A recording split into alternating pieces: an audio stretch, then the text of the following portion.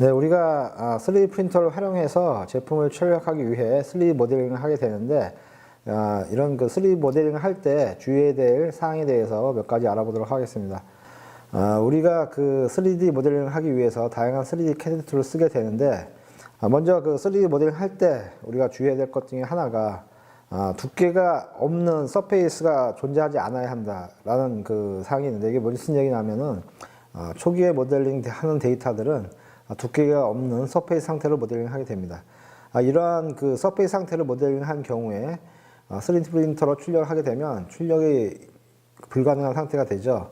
따라서 어떠한 3D CAD 툴을 통해서 모델링을 하더라도 반드시 두께가 있는 상태로 모델링이 되어야 3D 프린팅이 가능하다고 할 수가 있겠습니다. 그 다음에 두 번째가 이와 같은 이 서페이스를 모델링 할 때 각각의 면들이 서로 이어지도록, 즉 빈틈이 없는 상태로 모델링이 돼야 출력이 가능한 상태가 됩니다. 각각의 서페이스가 육안으로 구분을 할 경우에는 붙어 있는 것처럼 보일지 몰라도 확대를 하거나 다른 그 검증 툴로 확인해 볼 경우에 미세하게 틈이 벌어져 있는 경우가 발생할 수 있습니다.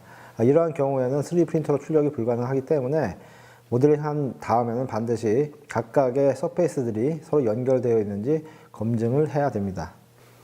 그 다음에 세 번째는 그 3D 프린팅을 할 때 속을 비워서 모델링하는 것이 바람직합니다.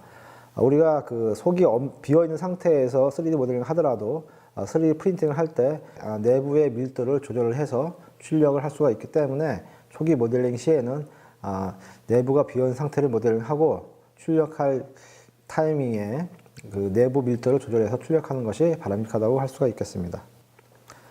그 다음에 그 조립품을 뽑을 때, 즉 기존의 가공 방법으로는 각각의 부품들을 별도로 제작을 하고 조립을 해야 되는 경우가 있는데, 3D 프린터가 갖고 있는 장점 중에 하나는 이 조립된 제품을 출력할 경우에 낱개로 뽑는 것이 아니라 한꺼번에 출력할 수 있는 장점이 있습니다. 그러나 이 각각의 부품들의 최소한의 그 간격을 유지한 상태에서 출력을 해야 출력 이후에 제품이 동작을 하므로 모델링 시에 이러한 그 간격을 유지하는 것이 바람직하다고 할 수가 있겠습니다.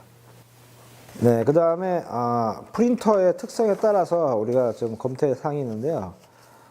첫 번째는 뭐냐면 3D 프린터는 어떤 형태로 뽑느냐에 따라서 지지대 역할을 하는 서포터의 양이 결정이 되기 때문에 지지대가 얼마만큼 채워지느냐에 따라서 출력되는 시간과 비용이 결정되므로 이러한 것들을 보다 효과적으로 하기 위해서 어떤 형태의 방향으로 놓고 출력하는 것이 바람직한지 그러한 상태를 고려를 해서 모델링하는 것이 바람직하다고 할 수가 있겠습니다.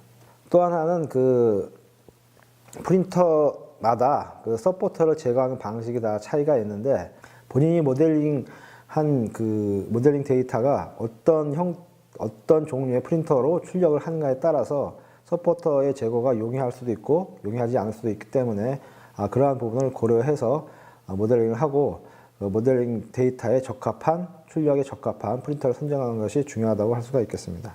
또 하나는 프린터가 출력을 할 때 어떤 그 경우에 따라서는 그 제품의 출력함의 과정에서 수축률이 발생하게 되는데, 그런 수축률을 고려로 한 상태로 모델링을 하는 게 바람직합니다. 그 다음으로 그 비용 절감을 위해서 프린터 제조사가 제공하고 있는 정품의 재료를 사용하지 않고 보다 낮은 가격의 그 재료를 사용한 경우가 있는데, 프린터의 그 고장의 발생의 원인이 되므로 가급적이면은 프린터 제조사가 공급하는 재료를 활용하는 것이 바람직하다고 할 수가 있겠습니다.